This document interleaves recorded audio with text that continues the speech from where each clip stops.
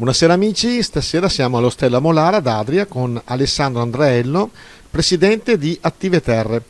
perché protagonista di un'iniziativa interessante, la Settimana del Paesaggio. Le chiediamo, Andreello, di spiegarci cosa succederà in questi 7 giorni. Sì, è un'iniziativa denominata la Settimana del Paesaggio che cade proprio in occasione del ventennale della firma della Convenzione Europea del Paesaggio, che è stata firmata appunto il 20 di ottobre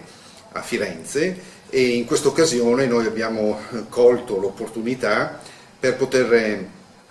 presentare gli esiti dell'articolato progetto Cantiere Paesaggio. Ecco, è un anno di progetti, non solo Attive Terre, ci sono altre 4 associazioni, tra l'altro sotto l'egida Centro Servizi Volontariato, che nella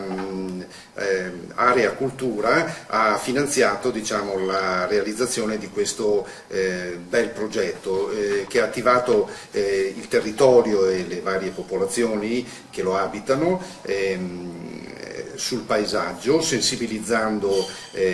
la percezione del paesaggio con appunto le altre 4 associazioni che compongono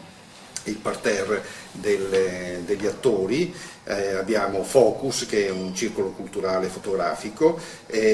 abbiamo Cantieri Culturali Creativi, abbiamo Leonardo da Vinci e il Maneigium di Fratta Polesine, cioè abbiamo interessato trasversalmente tutta la provincia di Rovigo. Ecco, sono 3 le date, la prima è appunto a Fratta Polesine, appena citata, il sabato 17 ottobre,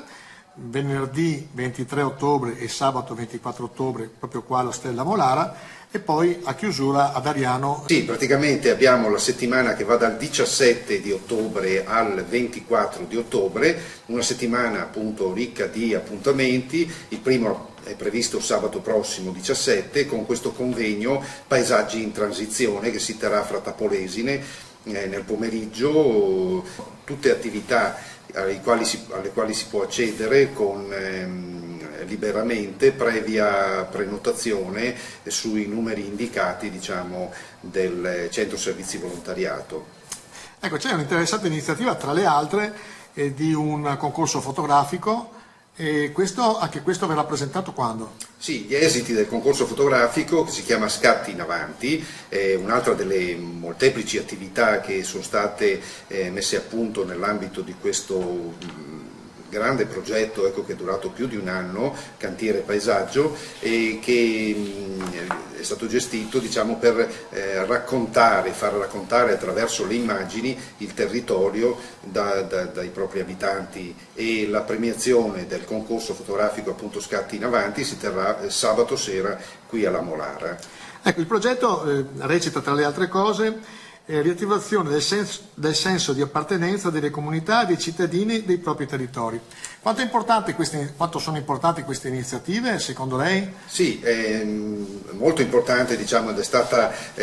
stato il tema che ci ha visto tutti particolarmente interessati ed entusiasti nell'affrontare questa tematica, nelle varie coniugazioni in cui è stata vista, approcciandoci sia con le attività rivolte alle scuole superiori adriesi, con l'attività di sillabario del paesaggio, e poi con 2 interessantissimi laboratori dove lì proprio si è vista la partecipazione dal basso, che ha coinvolto sia semplici cittadini ma anche gli ordini professionali dei geometri, degli architetti e degli ingegneri, nonché degli agronomi e forestali, in cui si sono attivate queste sensibilità e hanno dato un esito molto positivo, praticamente illustrando e facendo emergere la percezione del paesaggio diffuso da parte dei cittadini. E questi esiti verranno presentati in un bellissimo quaderno che è stato editato e verrà appunto presentato sempre sabato sera. Noi la ringraziamo, invitiamo tutti a seguire la vostra pagina che mettiamo appunto in sovraimpressione per vedere anche la locandina, ci sono anche degli ospiti illustri che saranno presenti nelle 3 serate. Sì, abbiamo la presenza, inizialmente abbiamo avuto come ospite Franco Arminio, il paesologo, all'inizio del progetto un anno fa, era il 18 di ottobre del 2019, con l'apporto poi di un sociologo, Giorgio Osti. Quest'anno concluderemo questo lungo percorso con la presenza di un filosofo, ci sarà un bellissimo intervento di Cristiano Vidali e poi interverranno appunto i vari professori universitari di Padova, Mauro Varotto, Francesco Vicentin e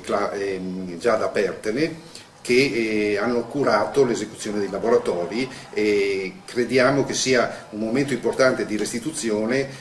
con un esito che auspichiamo che le amministrazioni del territorio possano cogliere, e quindi l'invito particolare è indirizzato proprio ai sindaci. Perfetto, noi la ringraziamo, ripetiamo, consigliamo di andare a vedere la vostra pagina per capire anche tutte le varie attività che saranno svolte, si sono state svolte durante l'anno, ma soprattutto in questi 3 giorni, e la ringraziamo. Complimenti per tutto quello che fate e anche per il territorio. Grazie a voi per l'interessamento.